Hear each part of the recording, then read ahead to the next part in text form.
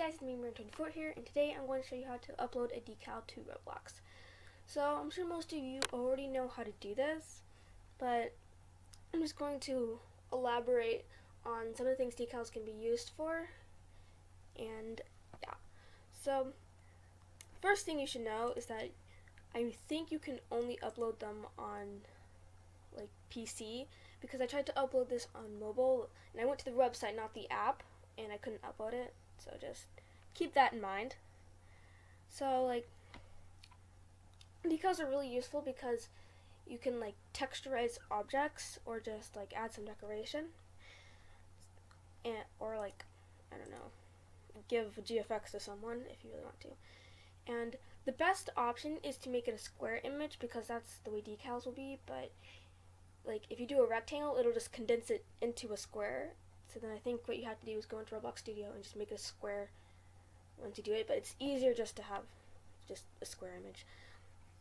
Or like, if you want to retext or something, like I just changed the saturation on this. I have no idea if this will look good or not. You can also do that. So you just go to create, and then like, should be right here, decals. So as you can see, I have some like just random things here. And see, this is a rectangular image, but they made it into a square, and yeah, that's exactly what will happen. So yeah, I really do sound sick. Okay. Let's just take this one here, because it's my channel logo here.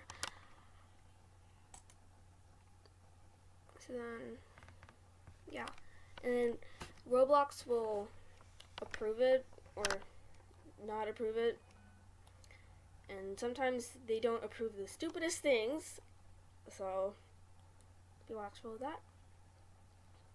Of course, these are just some retextures I have made for Midnight Warriors, and I'm sure you guys don't want to hear about that. And yeah, so that's how you do it.